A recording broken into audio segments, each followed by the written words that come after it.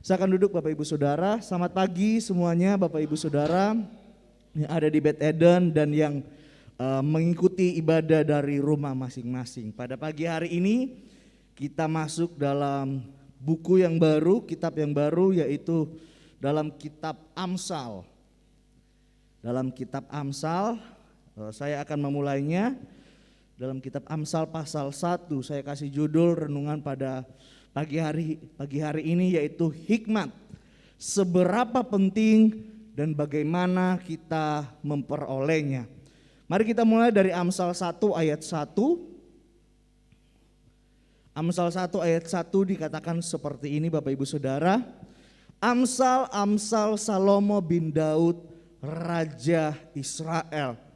Nah dari sini kemudian kita tahu bahwa Amsal ini digubah atau ditulis oleh Salomo sesuai doa yang ia minta kepada Tuhan. Maka dari keterangan ini dapat dipastikan bahwa Allah benar-benar mengaruniakan hikmat yang luar biasa bagi Salomo untuk menimbang segala keadaan. Saudara bisa lihat itu doa Salomo 1 Raja-Raja 3 ayat 5 sampai 14 dan 1 Raja-Raja 4 ayat 29 sampai 32.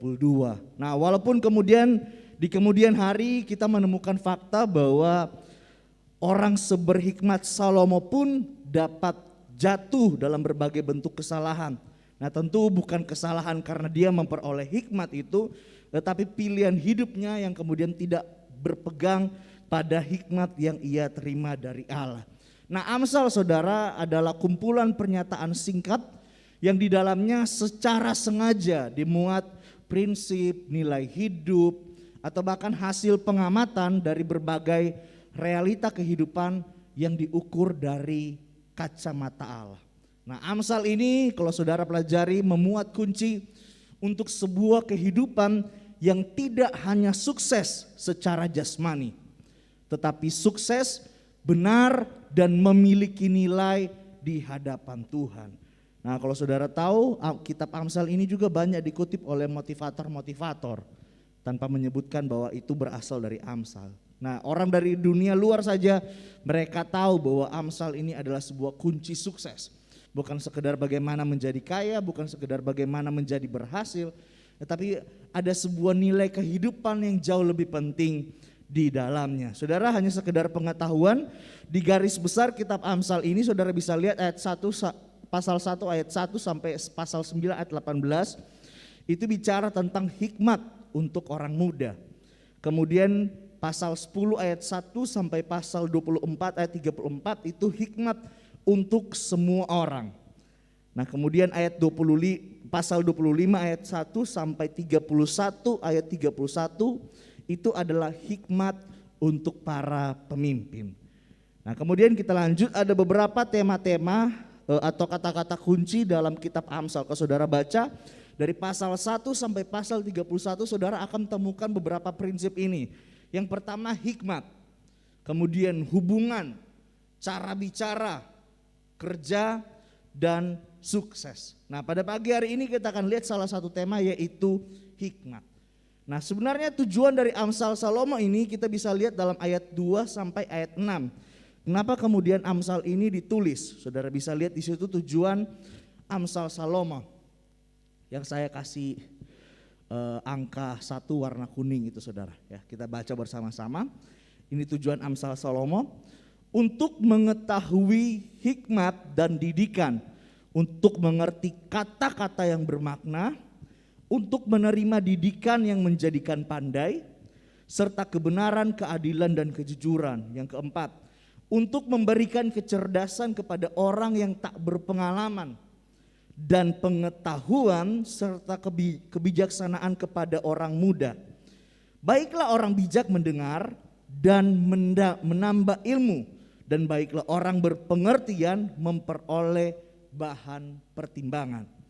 Untuk mengerti amsal dan ibarat, perkataan dan teka-teki orang bijak. Jadi kita bisa temukan kurang lebih saya temukan 8 tujuan dari penulisan Amsal ini. Jadi saudara bisa lihat kenapa kemudian Amsal ini ditulis. Karena ini tujuannya, ada 8 hal yang begitu luar biasa dari kata-kata yang akan kita lihat, dari ayat-ayat yang kita akan lihat dalam kitab Amsal selama beberapa minggu ke depan. Nah saudara, seperti judul yang saya angkat, hikmat seberapa penting saudara. Kalau kita mengerti bahwa hikmat ini bukan sekedar pengetahuan, bukan sekedar kecerdasan atau sesuatu yang dapat dipelajari, bukan sekedar insting atau kemampuan untuk menebak. Nah hikmat dunia tidak sama dengan hikmat yang daripada Allah. Ini dikemukakan oleh Rasul Paulus dalam 1 Korintus 3 ayat 19. Nah menariknya Bapak Ibu Saudara bahwa Kristus, Yesus yang kita sembah, Yesus Kristus disebut sebagai puncak hikmat Allah. Yang sudah tentu berbeda levelnya dari segala hikmat, kecerdasan dan pengetahuan dunia. Saudara bisa lihat 1 Korintus 1 ayat 30, Kolose 2 ayat 2 sampai 3.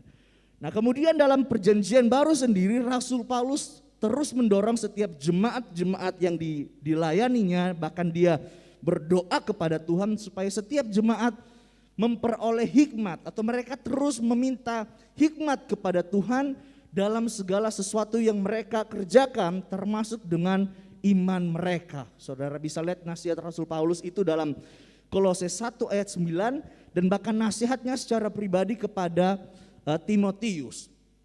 Nah, saudara bisa lihat di situ seberapa penting hikmat tersebut, bahwa hikmat Allah tidak sama dengan hikmat dunia.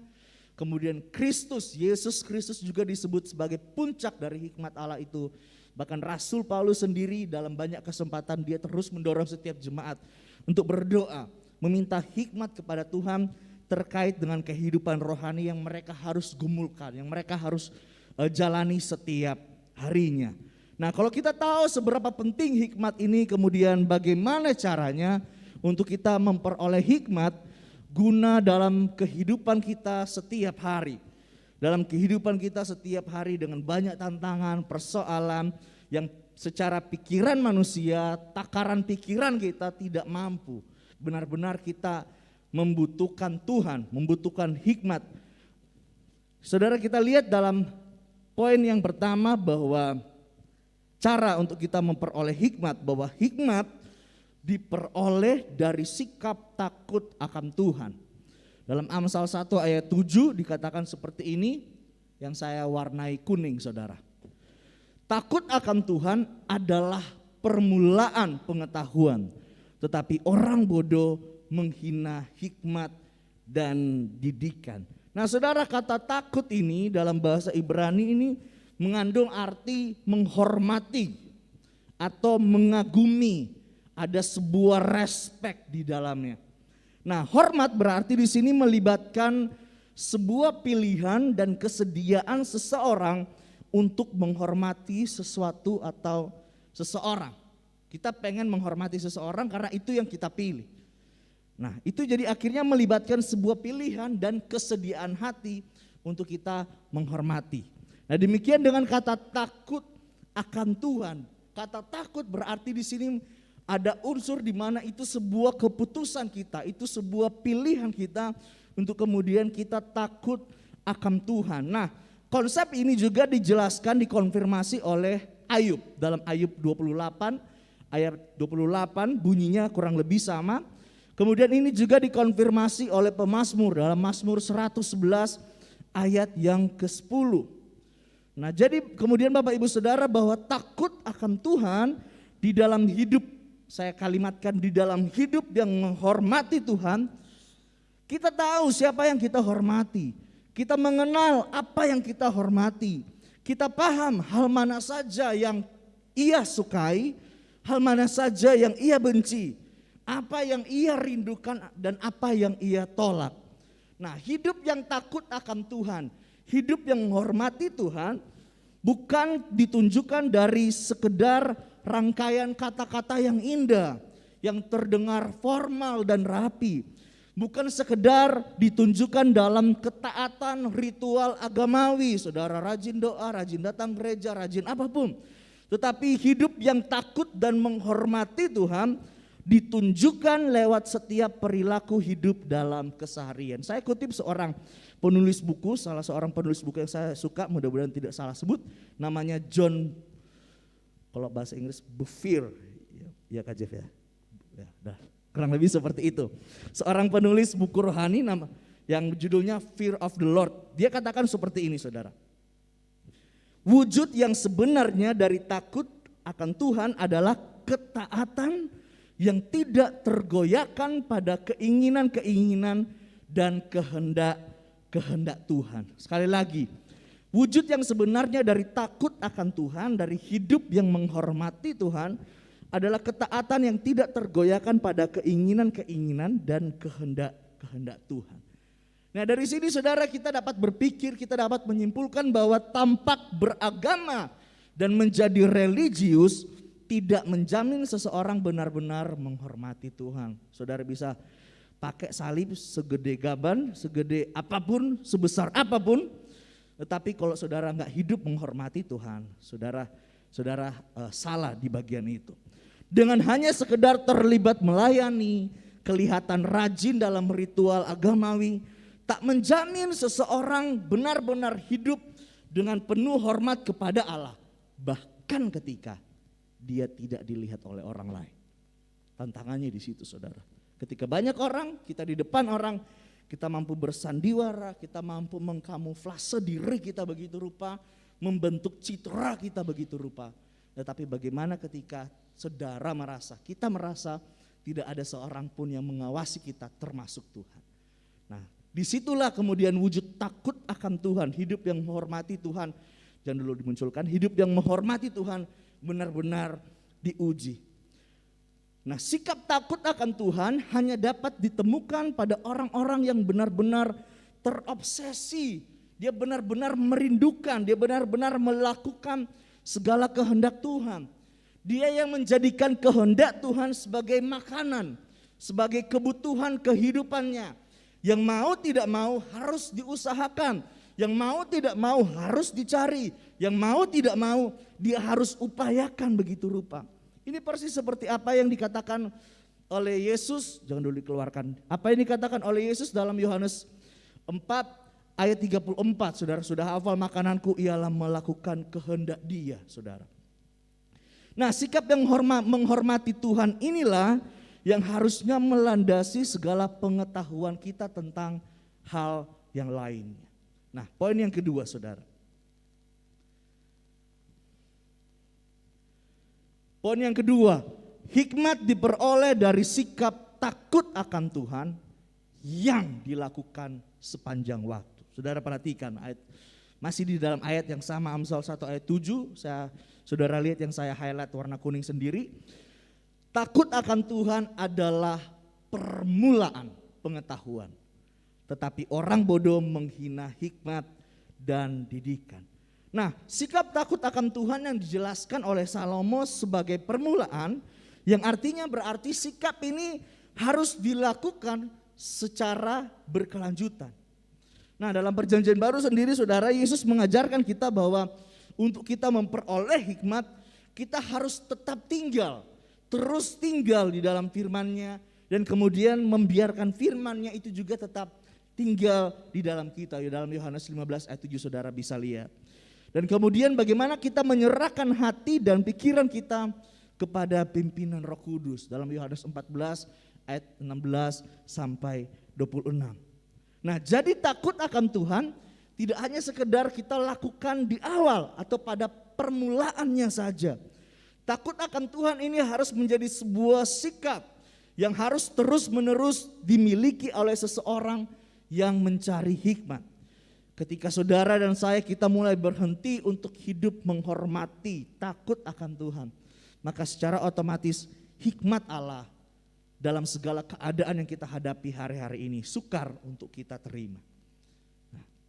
Nah kehidupan manusia kita yang begitu terbatas, kita begitu syarat akan dosa, kita rentan dengan penyelewengan, bahkan kita nggak tahu di masa depan kita yang penuh misteri.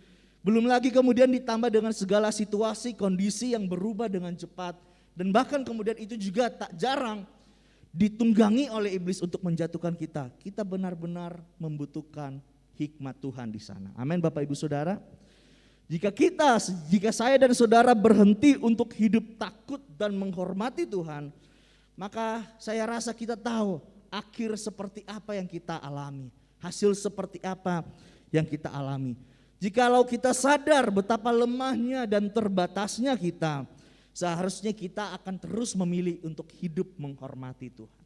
Sebab kita tahu di dalam hidup yang menghormati Tuhan, Tuhan curahkan, Tuhan berikan hikmat-Nya untuk kita mengatasi segala keadaan, bahkan perubahan keadaan yang terjadi di sekitar kita. Nah, yang ketiga saudara, yang ketiga yang terakhir, bahwa hikmat diperoleh dari penerapan pengetahuan tentang Allah secara tepat. Saya tambahkan di situ. Hikmat diperoleh dari penerapan pengetahuan tentang Allah secara tepat. Amsal 1 ayat 7, saudara sekali lagi perhatikan. Takut akan Tuhan adalah permulaan pengetahuan, tetapi orang bodoh menghina hikmat dan didikan. Nah, saudara lihat di sini tentang hubungan antara pengetahuan dan hikmat. Sepanjang kitab Amsal, saudara akan temukan banyak sekali kedua kata ini, hikmat dan pengetahuan. Saya coba kutip dalam sebuah literatur, dikatakan hubungan dari pengetahuan dan hikmat dikatakan seperti ini. Hikmat itu diperoleh dari kesanggupan untuk menerapkan pengetahuan secara benar. Hikmat diperoleh dari sebuah kesanggupan dalam menjalani kehidupan yang sesuai dengan kehendak Tuhan. Nah, dari pernyataan ini saudara kita dapat mengerti bahwa ketika orang bodoh ini menghina hikmat dan didikan, orang-orang ini sejujurnya mereka tahu banyak tentang Tuhan. Itulah kenapa kemudian mereka berani menghina, saudara. Mereka tahu apa yang firman Tuhan katakan tentang kondisi mereka. Mereka tahu dari firman Tuhan apa yang seharusnya dilakukan. Tetapi kenyataannya orang-orang bodoh ini, mereka lebih tergiur untuk bertindak berdasarkan pertimbangan dan kehendak mereka. Walau mereka tahu apa yang seharusnya mereka lakukan sesuai dengan firman Tuhan. Nah, orang-orang yang tidak menerima hikmat Allah adalah orang-orang yang tidak mampu mengelola. Orang-orang yang tidak mampu kemudian menggunakan pengetahuan mereka tentang Allah. Menggunakan pengetahuan mereka tentang firman Allah dengan benar. Mereka bahkan secara sadar dan sengaja memilih untuk mengabaikan Tuhan dan kehendaknya. Semoga itu bukan saya dan saudara. Kita terus menghormati Tuhan, kita terus tahu bahwa untuk kita menerima hikmat yang daripada Tuhan, satu-satunya jalan adalah hidup yang menghormati Tuhan. Nah, ini harusnya menjadi bahan introspeksi kita tentang keadaan kita hari-hari ini. Kita mungkin merasa bahwa hidup kita stagnan, kita kehilangan tujuan dan arah hidup. Segala sesuatu yang kita lakukan rasa-rasanya hambar, buntu, tanpa gairah lagi, tidak seperti yang dulu-dulu lagi. Bisa jadi kita sedang mengabaikan keberadaan, kita sedang mengabaikan kehendak dan intervensi Tuhan dalam kehidupan kita. Amin untuk firman Tuhan.